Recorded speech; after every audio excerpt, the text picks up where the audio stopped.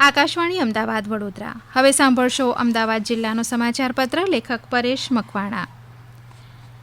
સોનેરી પાનના મુલક તરીકે ઓળખાતા આણંદ જિલ્લામાં નવેમ્બર માસના અંત સુધીમાં 45,454 હેક્ટર જમીનમાં તમાકુ જ્યારે 3,000 હેક્ટરમાં રવિ પાક ઘઉંનું વાવેતર કરવામાં આવ્યું છે.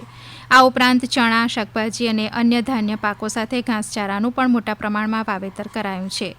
આ વર્ષે પાછોતરા વરસાદમાં થયેલા ખેતી પાકને નુકસાનના કારણે રવિ પાકનું વાવેતર વિલંબમાં પડ્યું હતું. નવેમ્બર માસના અંતમાં ઠંડીનો ચમકારો શરૂ થયો છે, જેમાં લઘુત્તમ તાપમાનનો પારો 13 ડિગ્રી સુધી પહોંચ્યો હતો. જિલ્લામાં આર્ટ ઓફ લિવિંગના 5,000 સ્વયંસેવકોએ એસવીઆઈટી વાસદ ખાતે 1 કલાકમાં 2.5 લાખ સીડ બોલનું નિર્માણ કરવાનો એક અનોખો વિશ્વ રેકોર્ડ બનાવ્યો છે. એસવીઆઈટી કેમ્પસમાં આબોહવાના પરિવર્તન સામે લડવાની એક મોટી પહેલની શરૂઆત કરવામાં આવી હતી. સંસ્થાએ સીડ બોલના ટ્રેનો ઉપયોગ કરી સૌથી લાંબુ સ્લોગન બનાવવાનો રેકોર્ડ પણ નોંધાવ્યો હતો.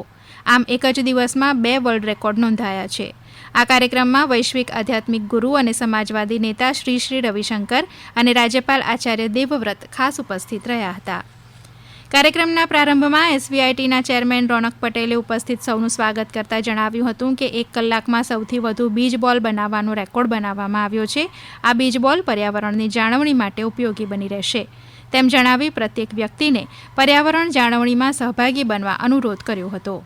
આ પ્રસંગે એસવીઆઈટી ડેવલપમેન્ટ કમિટી અને ડોક્ટર વિકાસ અગ્રવાલની દેખરેખ હેઠળ રાષ્ટ્રીય તેમજ આંતરરાષ્ટ્રીય કક્ષાના નવનિર્મિત વોલીબોલ, બાસ્કેટબોલ, ટેનિસ અને પિકલબોલના કોર્ટનું શ્રી રવિશંકર અને રાજ્યપાલ આચાર્ય દેવવ્રતના હસ્તે લોકાર્પણ કરાયું હતું. Anand Gujarat cooperative milk marketing federation Amul, જે વિશ્વની સૌથી મોટી ડેરી ખેડૂતોની માલિકીની સહકારી ડેરી છે, જેણે 26મી નવેમ્બરે નેશનલ મિલ્ક ડેની ઉજવણી માટે અમૂલ સાયકલ રેલીનું આયોજન કર્યું હતું. ભારતના મિલ્કમેન તરીકે ઓળખાતા ડોક્ટર વર્ગીસ કુરિયનની જન્મજયંતિ ઉપર તેમને યાદ કરી અને તેમના વારસાની ઉજવણી કરવામાં આવી હતી. આણંદના કલેક્ટર પ્રવીણ ચૌધરી અને પોલીસ અધિક્ષક ગૌરવ જસાણી અને અન્ય મહાનુભાવોએ સાયકલ રેલીનું સ્વાગત કર્યું હતું. અમૂલ આયોજિત પુણેથી Delhi Amul clean fuel bike rally Anand ખાતે આવી પહોંચતા બાઇકર્સનું સ્વાગત કરવામાં આવ્યું હતું. આણંદની ઈરમા ખાતેથી અમૂલ ક્લીન ફ્યુઅલ બાઇક રેલીમાં જીસીએમએફના managing director Jayen Mehta CNG bike લઈને રેલીમાં જોડાયા હતા. મુખ્યમંત્રી ભૂપેન્દ્ર પટેલે અખંડ ભારતના શિલ્પી સરદાર પટેલની કર્મભૂમિ અને વિદ્યાપુરુષ ભાઈ કાકાની જન્મભૂમિ એવા સોજિત્રા ખાતેથી 90 કરોડ રૂપિયાના 39 જેટલા વિકાસ કામોનું ખાતમુહૂર્ત તથા 30 કરોડ રૂપિયાના 13 જેટલા વિકાસ કાર્યોનું લોકાર્પણ સહિત જિલ્લાના નાગરિકોને 120 કરોડ રૂપિયાના વિવિધ 52 જેટલા વિકાસ પ્રકલ્પોની ભેટ આપી હતી. મુખ્યમંત્રીએ સરદાર પટેલ અને વિદ્યાપુરુષ ભાઈ કાકાની સ્મરણ વંદના કરતા જણાવ્યું હતું કે પ્રો પીપલ ગવર્નન્સની કાર્ય સંસ્કૃતિને વિવિધ વિકાસ કામોથી આપણે સાકાર કરી છે.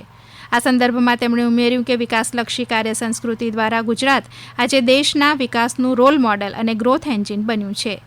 વલ્લભ વિદ્યાનગરના શિલ્પી સ્વભાઈ કાકાના શિક્ષણના પ્રદાનને આગળ ધપાવતા સોજિત્રામાં 14.85 કરોડ રૂપિયાના ખર્ચે નિર્માણ પામેલા શ્રી ભાઈ કાકા સરકારી વાણિજ્ય કોલેજના ભવનનું મુખ્યમંત્રીએ લોકાર્પણ કર્યું હતું.